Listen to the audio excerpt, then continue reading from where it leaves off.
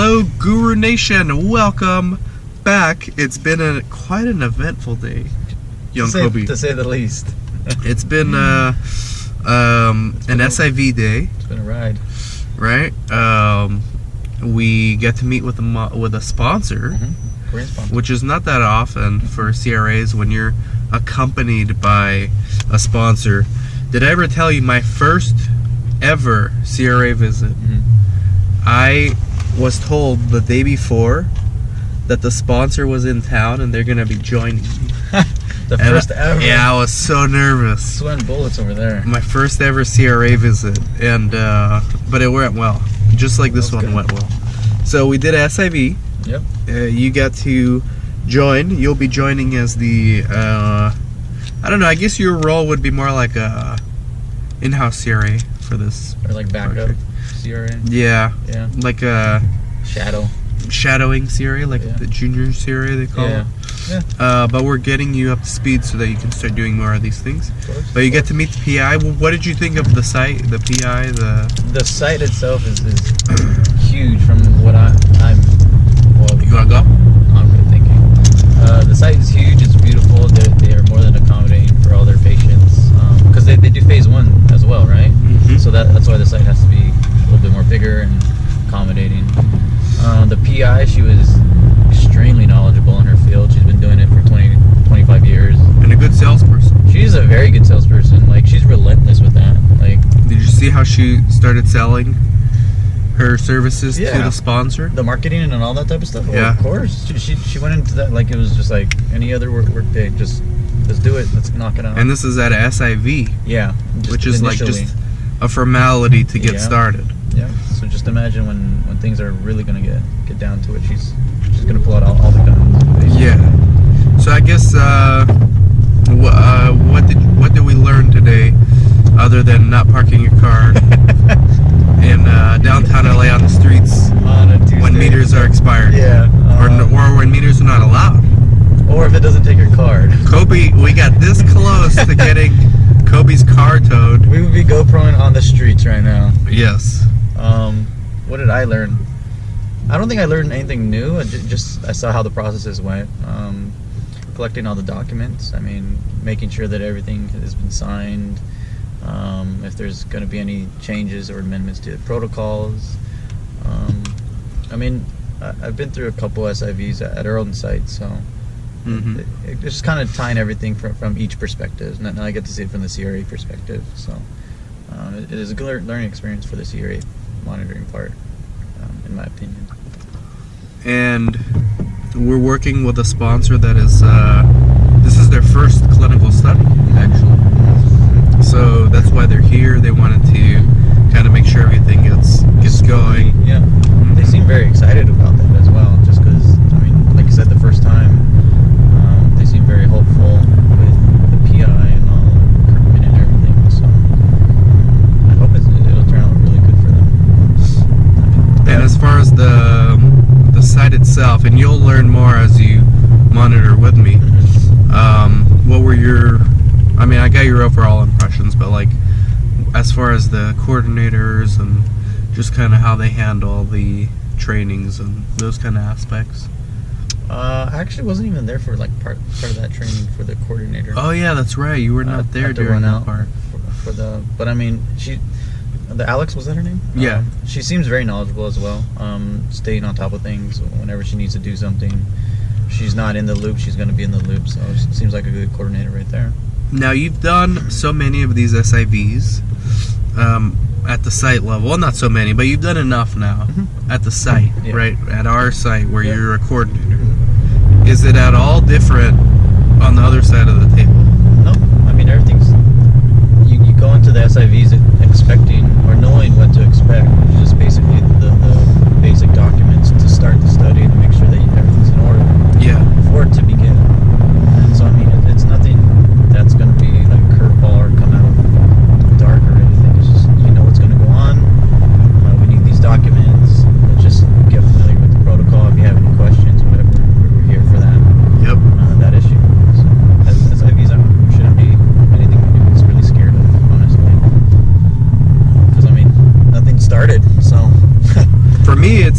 like it is very different. Like right now, when we're done recording, what I'll do is write the report, finalize the report, send it to the lead CRA, and then that's it. Like, really, the hardest part is to collect the documents and to actually conduct the training. Yeah. If you're the one that has to conduct the training, which most CRAs would do. In our case, the sponsor was there to handle the hard science questions. Yes. Sometimes that throws you off. Like if you're a brand new CRA, we went live on Instagram too. Oh, yeah. But if you're a brand new CRA and you don't, maybe you're not familiar with the protocol or with the disease or with the condition, with some of the meds, you can mispronounce the names. Of course, that could be intimidating for sure. Chris just did his first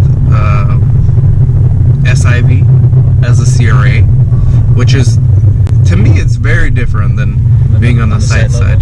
Yeah, because on the site side, it's just the routines. You gotta listen to what they're telling you, ask questions, ask about the source documents, which I still have to email the coordinator there. But as a CRA, the pressure's kind of on you to know these things. And sometimes you'll get like a really tough PI that is asking like hard science questions. Yeah, and sometimes you don't know it. So. Right, like, and it's always good if you're a CRA and you're about to do an SIV to get familiar with the medical condition, the protocol, whatever's going to be happening in the study. Yeah, like learn how to pronounce the names of some of the medications, some of the common side effects. You don't want to come off looking like a novice. Basically. And in oncology, that happens a lot.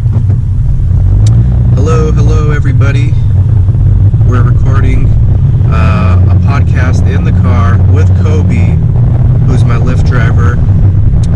Ask any questions on Instagram Live. So back to eSource. Yep. Do you think eSource is gonna be the standard in the future? Oh, definitely. Maybe like 2 years, it'll be the standard. So it's you think that quickly? Yeah, I think it'll catch on really quickly. Especially if it's going to be super site friendly. Right.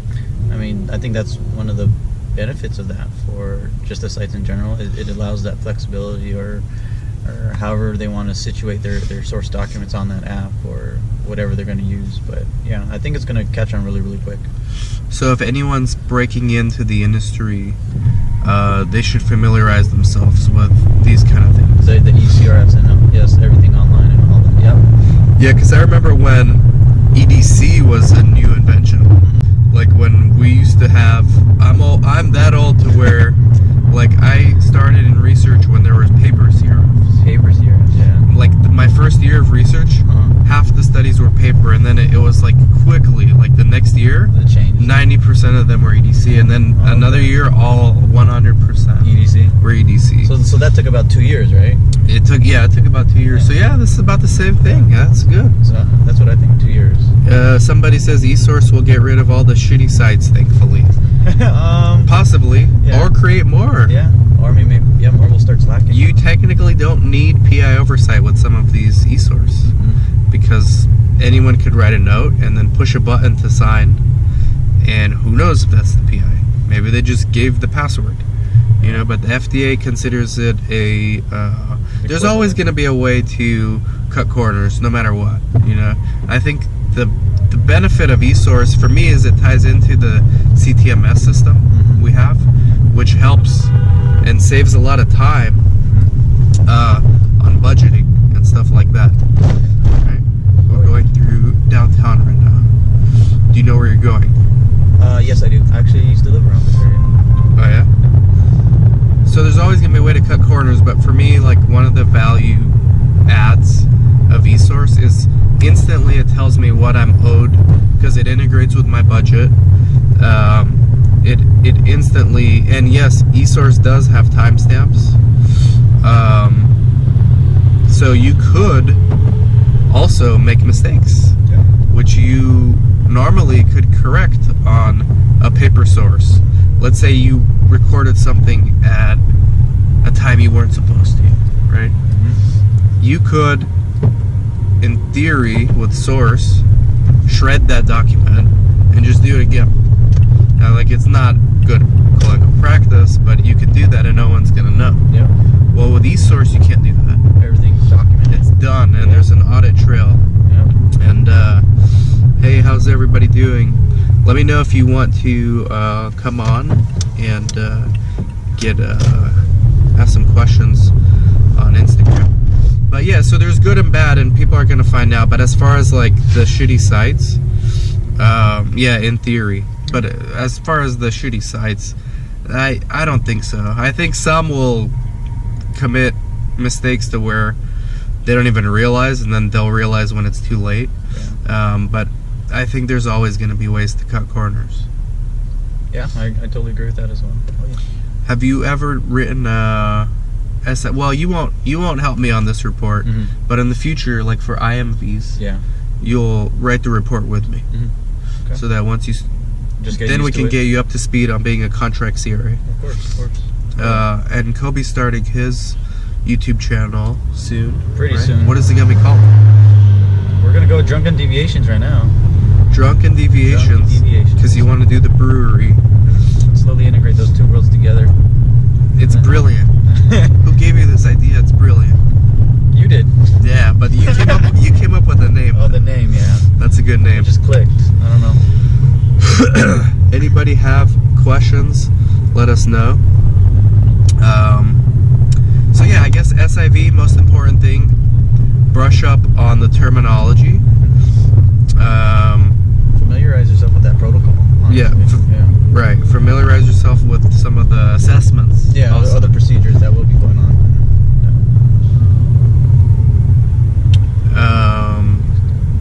Know the assessments, like know what a certain assessment is for. There's always like little intricacies for different medical conditions.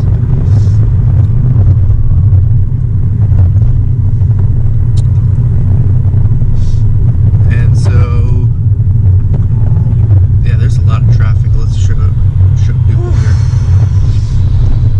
Kobe, you're earning the lift fee today. I am earning my keep. And Kobe, just because he's a Lyft driver, I'm the passenger, I was curious to see my rating. Very happy to say 5 stars right here. Perfect. 5-star passenger. Alright? I try to get everyone into research. Every driver. Everyone that you encounter, you try to do something for. That's right. Anything else? What did we learn that was... This was like a SIV. It was a second SIV. Yeah, it was like split into 2. So it was like super easy. Yeah. But basically collect the documents, because we have some people that are going to be watching and listening that have interviews coming up for CRAs. Collect the documents. Make sure you get the IRB approval. Right? This site didn't have IRB approval yet, and it's because the sponsor was sending the IRB access to the PI. Yeah, not to the coordinator. Not to the coordinator, who's the person that needs to do it. And as we all know, the coordinator is the one doing all the work, not the PI. Basically. So it wasn't until the meeting where I was asking these things that the sponsor or the CRO was listening, because they joined via WebEx. Yeah. And then they gave the coordinator access, and they realized, okay, that's why they don't have IRB access, and that's why they don't have the ICF approved. So that's another thing you should do. Never leave the SIV if you're the CRA. Do not leave the SIV without obtaining a protocol training log. Some kind of documentation stating that whoever was in attendance got trained on the most recent amended version of the protocol, and just make sure that that's what you do. If you do nothing else, make sure you do that. Make sure you get the protocol training done, right? We got a question regarding the submitting to the IRB. Have you ever submitted a request to the IRB requesting permission for non-HCP study coordinators to obtain ICFs? Non-healthcare provider study coordinators to obtain ICFs? Yeah, we have all of our coordinators obtain the ICFs, right? And they're not healthcare providers. Kobe's a coordinator. You're on the delegation log. Has the IRB ever given you... We don't need a request. It's all up to the PI. Yeah. Those things are up to the PI. If the PI puts that on the delegation log that the coordinator can Handle that business. obtain consents, then that's it. And if it make it part of your site SOPs. Mhm. And if it's, make sure that you're following your own SOPs if you're the site. That's the most important thing in this whole thing.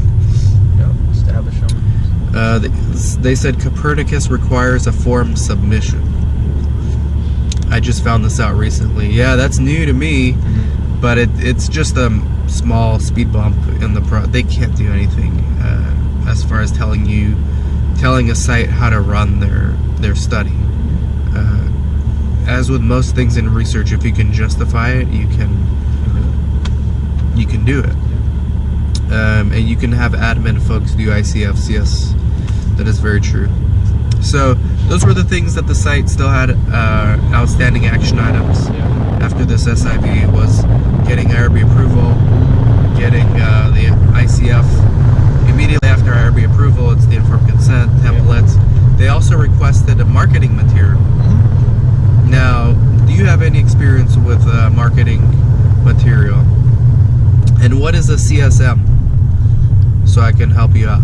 But do you have any experience with marketing material as far as like being tools for patient recruitment?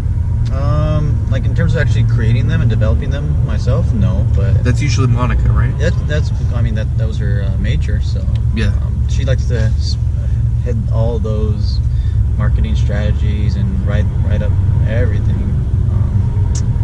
She just did recently the marketing meeting with previous sponsor that we had. That took up her whole weekend. But yeah, in terms of me, my own expertise in it, very little, but I'm always willing to learn. So what I recommended, and this will be in my SIV report for the site, create your own, since you're going to be getting IRB approval anyways, create your own flyer, however you want to make it. Obviously they had tons of them there, so just use one of those templates, make one for this study, and then send it to the IRB for approval, and that's it. Then you can start using that. That shouldn't be a problem. This person said, I'm starting as a clinical site monitor. Any advice for a beginner? And that's you. A monitor? A clinical site monitor? Shadow somebody. Go intern somewhere. Or if you're already starting as a site monitor, like I said, know whatever indication you're doing, know the common medications, know some of the most common assessments, know how to pronounce them, know what the purposes of these things are. What you can trying to go and do. You just don't want to walk in there and be like, okay, so this is a study. What's up? And you can actually go on clinicaltrials.gov and look at protocol synopsis. You can even look at study results. And you can see what the primary endpoints were, what the secondary endpoints were. Oftentimes they're assessments, they're rating scales. And you can look through those things. If they're the same medical condition that you're monitoring, chances are they're using those same assessments. Right? Any advice for getting a contract position as a CRA? It's tough. Most contract CRA positions, which this person's referring to, independent contractor, like a 1099, is first of all, you have to have some W-2 experience on your CV. I did not. I jumped straight from site manager because, and here's the trick. Here's how I did it. On my CV, when I wanted contract CRA positions, because I knew I was going to build my CRO and I needed more CRA experience, I put on my CV, I tweaked my CV just to get a CRA contract position. I tweaked it, so instead of putting that I own the sites, I put quality assurance specialist. Quality assurance specialist at the site. What does that mean? Well, I put it on the CV.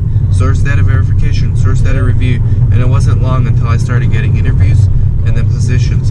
And if you want to be a contract CRA and you have experience as a W-2 CRA, there's nothing preventing you from also setting up your own DBA or an LLC.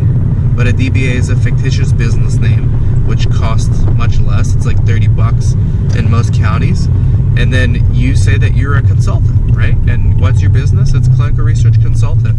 So now you have W-2 experience on your CV, and you have consulting experience on your CV, and now you go out to sites and you tell them, hey, I'm a CRA. Go to a site near you and say, I'm a CRA. I would love to come in and help you with your quality assurance. 3 hours a week or 3 hours a month. I normally charge $250 an hour. I'm only going to charge you $75 an hour because I want to build up my expertise. Now you're a QA specialist for that site as an independent contractor. Then you can go out and become a contract CRA. You have much better chances. Someone said use sponsor material. So hopefully that answers your question. Use sponsor material and also ask for social media marketing material. Yes. They did do that during this SIV, but this is a very small sponsor. This is their first study, and they're really relying on the sites to recruit from their own database, right? So that's something that they're going to learn the hard way. They need to have, regardless of what the sites tell you. And we told them this. Yeah. We told the sponsor this. Somebody said they usually want 5 years as an employee CRA, then you can easily move into contract work, but your way also works. Yep. So always think outside the box, right? Yep. Like these CROs you work for, like they're not interested in developing your career. They're interested in maximizing your time for their profits, right? So that's and you're gonna add all these things to your CV now, right? Of course, yeah. I gotta update this now. Yeah. And the sponsor actually knows who you are, Which is even better. It's even better because you can now use them as a reference. Oh, of course. I mean, look at that. And that's, people need to watch the first podcast we did today. I'm going to upload it tonight. I didn't live stream it. Kobe's going to share his story of how he got started with me. And how anyone can do this in their community, in their neighborhood. There's a clinic near you. If you're really trying to break in, you can do this. Even if you're already in the industry, but you want to expand or you want to network, there's clinics near you. You just went to an investigator meeting and networked with a whole bunch of sites. And where are you taking me? These are the look back at this. streets to the freeways. Freeways just over here on Soto. Okay. Yeah. This site is located about 100 miles away from my house. By Santa Barbara, basically. No hyperbole, it's reality. Yeah. All right. So if you're interested in finding out how Kobe did it and how literally anyone can just use persistence and break into the industry, like watch that first video. But honestly, if you've seen any of my videos, you know the answer is just do more, network more. Clinicaltrials.gov. Go to conferences. No, what's stopping you from going to a conference? There's so many research conferences. Yeah, they're a little pricey, but a couple $100, you'll go in, you get a pass for 3 days. You're gonna meet hundreds of people. You're gonna network a lot. You're gonna get a lot of knowledge. I mean, go to SOCRA meetings. This is something I haven't done yet. SOCRA, Society of Clinical Research Associates. ACRP, Association of Clinical Research Professionals. Yeah, the ACRP. You don't even need to join those organizations. You can go to their monthly meetings or quarterly meetings for free. Every region's different, and then LinkedIn and all that stuff. So anything else you learned from today? Take home message? The PI seems good. She seems very friendly, like very hands-on. And she's working on IITs, and she already said, because she recognized me after looking at my sticker on my laptop, that one, she recognized me and said, yeah, I'm going to need a CRO for my IIT, which is Investigator-Initiated Trial, and we'll hire you, right? Yeah. Isn't that what she said? She basically gave it to Dan if he wants it. Oh, I want it. I want it. And Kobe wants it too. I want it too. Because we're going to do that. It's going to be a lot of networking. Very, Okay. very good. So thank you everybody for joining, listening to the podcast, watching the video, and catch you all later. Yep.